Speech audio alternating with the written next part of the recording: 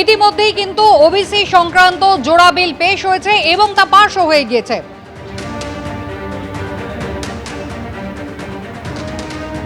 অনগ্রসর শ্রেণী কল্যাণ মন্ত্রী গৌরীশঙ্কর ঘোষ আজকে বিধানসভায় দাঁড়িয়ে ঠিক কি বললেন দেখুন। কমিশনকে যেভাবে পূর্বতন সরকার পাশ কাটিয়ে শুধুমাত্র রাজনৈতিক স্বার্থ চরিতার্থ করতে, বিশেষ সম্প্রদায়কে তোষণ করতে 113টি গোষ্ঠীকে, জাতিগোষ্ঠীকে এই তালিকাভুক্ত করা হয়েছিল, যারা বলছেন যে একটা সম্প্রদায়কে টার্গেট করে বাদ দেওয়া হচ্ছে, তাহলে পূর্বতন সরকারও তো একটা টার্গেটকেই আপনারা বলতে চাইছেন। তাহলে তখন কেন বলেননি আপনারা যে শুধুমাত্র 113টা সম্প্রদায়ের মধ্যে যে রাজ্যে সংখ্যাগরিষ্ঠ অংশ রয়েছে ওবিসির, তাদেরকে শুধুমাত্র 8টা আর আপনারা 105টা নিলেন? তখন কিন্তু আপনারা বলেননি 1993 সালের যে 66টি জাতিগোষ্ঠীকে সেই সময়ে বিভিন্ন সমীক্ষার মধ্যে দিয়ে ওবিসি তালিকাভুক্ত করা হয়েছিল, সেটা এই আইনে বজায় রাখা হচ্ছে এবং মহামান্য হাইকোর্টের যে রায় সেই অনুসারে 113 যে জাতিগোষ্ঠীকে নেওয়া হয়েছিল সেটাকে বাতিল ঘোষণা করা হচ্ছে। কলকাতা হাইকোর্টের রায়কে মান্যতা দিয়েই সংশোধনী আনা হলো এই ওবিসি সংক্রান্ত জোড়া বিলে, এমনটাই আজকে বিধানসভায় দাঁড়িয়ে মন্ত্রী তিনি এমনটাই জানালেন। আমাদের দুই প্রতিনিধি সরাসরি রয়েছেন, উজ্জ্বল মুখোপাধ্যায়ের সঙ্গে কথা বলেছে, আরেক প্রতিনিধি কৃষ্ণেন্দু অধিকারীও রয়েছেন বিধানসভা চত্বর থেকে। কৃষ্ণেন্দু, সেক্ষেত্রে এই সংশোধনী বিল যা ইতিমধ্যেই পাশ হলো, কি রয়েছে এই সংশোধনী অংশে?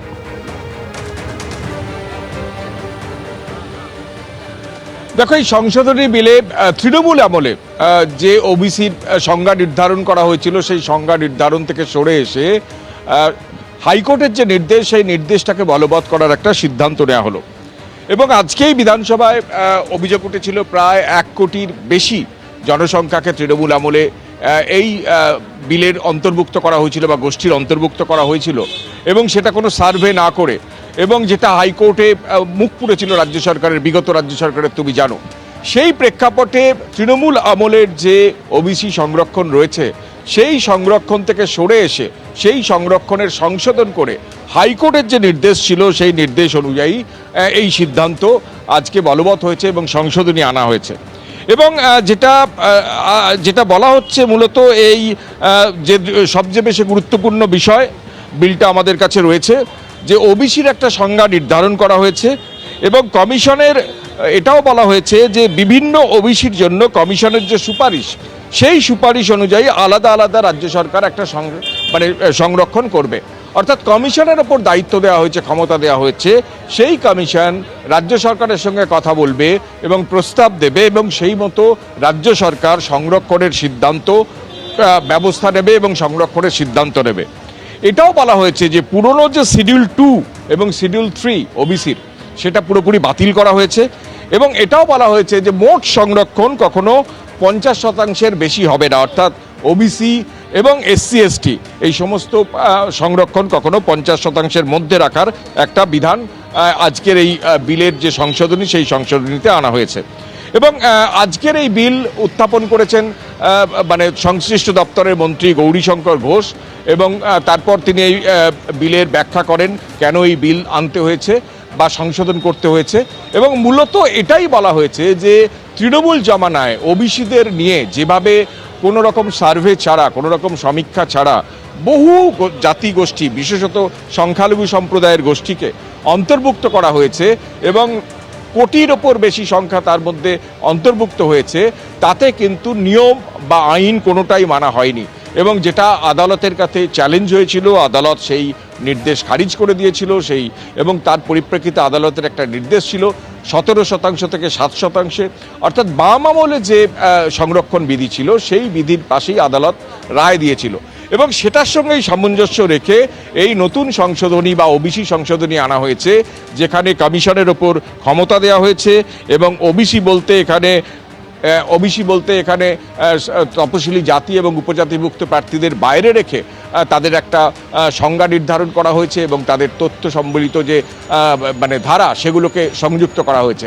সব মিলিয়ে এই যে বিলের যে সংশোধনী সেটা যখন উত্থাপিত হয়, তারপর ভোটাভুটি হয় এবং মাত্র 17টা ভোট তার বিরোধিতায় পড়েছে। সেই 17টা ভোট কারা দিলেন তা নিয়ে যদিও দ্বন্দ্ব তৈরি হয়েছে এবং রাজনৈতিক জল্পনাও তৈরি হয়েছে যে ঋতব্রত গোষ্ঠীর কয়েকজন, বিশেষত 7 জন বিধায়ক, তারা কিন্তু আজকে বিল ভোটাভুটির সময় বিলের তারা কিন্তু অধিবেশন কক্ষে ছিলেন এবং অধিবেশন কক্ষে শুধু ছিলেন না, মুখ্যমন্ত্রীর সঙ্গে কথা বলে গেছেন এবং নৌশাদ সিদ্দিকী সিপিএমের তরফে তারা বিরোধিতা করেছেন। মূলত কালীঘাট গোষ্ঠী বা কালীঘাটপন্থী তৃণমূলরা তারা কিন্তু এই বিলের বিরুদ্ধে ভোট দিয়েছেন, এমনটাই মনে করা হচ্ছে। কৃষান্ত, তুমি আমাদের সঙ্গে থাকো। বিধানসভায় ওবিসি সংক্রান্ত জোড়া সংশোধনী বিল পেশ, তৃণমূল জামানাত তালিকা বাতিল, অন্যদিকে বাম আমলের আইন বদলে অনগ্রসর শ্রেণীর কমিশনের ক্ষমতা বৃদ্ধি। বিধায়ক মুস্তাফিজুর রহমান কি বলছেন শুনুন। এই বিলে যেগুলো ইন্ডিকেট করা হয়েছে বা বলা হচ্ছে, এটা ঠিকই যে পরবর্তী ক্ষেত্রে 2011 সালের পর সরকার পরিবর্তনের পর এই ক্ষেত্রে অনেক হচ্ছে যে জল ঘোলা করা হয়েছে, এটা অস্বীকার আমি করব না। কিন্তু একটা বিষয় হচ্ছে যে কোনো বিল বা যে কোনো অ্যামেন্ডমেন্ট বা যে কোনো ধরনের আনার ক্ষেত্রে আমাদের যেটা হচ্ছে যে একটা বিষয় মাথায় রাখা দরকার, যেন সেই বিল বা সেই আইন কখনোই রাজনৈতিক উদ্দেশ্য হচ্ছে যে ব্যবহৃত না হয়।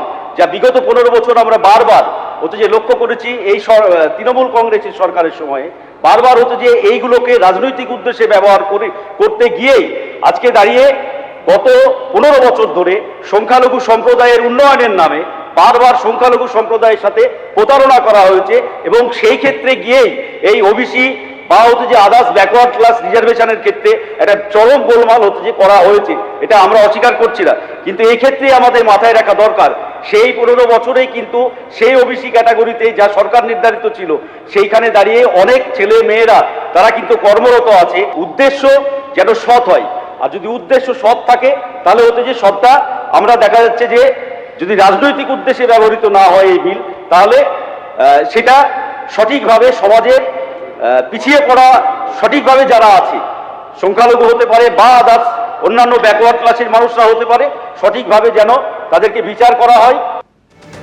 ওবিসি সংক্রান্ত জোড়া সংশোধনী বিল পেশ, বিধানসভায় ভোটাভুটি। ওবিসি বিল নিয়ে ভোটাভুটি চান আইএসএফ বিধায়ক নওশাদ সিদ্দিকী। বিধানসভায় ভোটাভুটিতে অংশ নিল না ঋতব্রত তৃণমূল। ভোটাভুটিতে অংশ না নিয়ে বেরিয়ে গেল ঋতব্রত তৃণমূল। ঋতব্রত শিবিরের বিধায়করা বেরিয়ে গেলেও বসে রইলেন কাজল শেখ, বায়রন বিশ্বাস, মোশাররফ হোসেনরা। বিধানসভা থেকে না বেরোনোয় ঋতব্রত তৃণমূলের 5 বিধায়ককে অভিনন্দন। কুণাল ঘোষ। নিজ নিজ আসনে বসুন, গেটটা বন্ধ করে দিন, এখন গেট খোলা যাবে না। আপনারা যে যেখানে আছেন বসুন।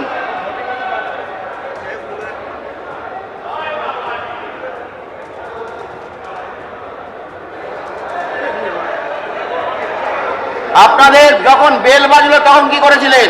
তখনও তো আপনারা এই ডিসিশন নিতে পারতেন। বেল তো অনেকক্ষণ ধরে বেজেছিল। বসুন। আপনাদের অনেকক্ষণ ধরে বেল বেজেছিল, তখন আপনারা সিদ্ধান্ত নেননি। আপনারা এখন নিজের সিটে বসুন। দেখুন, ওয়াকআউট একটা সব কিছু একটা প্ল্যান মাফিক হওয়া উচিত, যেটা আমাদের মধ্যে একটু মানে ভুলবশত যে কারণেই হয়েছে, ওটা প্ল্যান মাফিক হয়নি। ওটা প্ল্যান মাফিক হবে। ঋতব্রতদার অফিসে আমরা বসবো, আবার পুনরায় ঋতব্রতদা যেভাবে বলবেন ওইভাবে আমরা ডিসিশন নেব, ওইভাবে আমরা পদক্ষেপ নেব, ওইভাবে আমরা চলার চেষ্টা করব। ঋতব্রত বন্দ্যোপাধ্যায়রা যখন ওয়াকআউট করলেন তখন আপনি বাহারুল ইসলাম, কাজল শেখ, পান্নালাল, আমাদের সঙ্গে অ্যাকচুয়ালি আলোচনাটা হয়নি প্রথম দিকে, ওই কারণে আমরা বুঝতে পারলাম না ব্যাপারটা, তাই আমরা হোল্ড করে গেলাম যে ব্যাপারটা জেনে নিই, যেটা হবে সবাই মিলে যেটা করবে সবাই একসঙ্গে আমরা ডিসিশন নেব। এবিপি আনন্দ, এগিয়ে থাকে, এগিয়ে রাখে।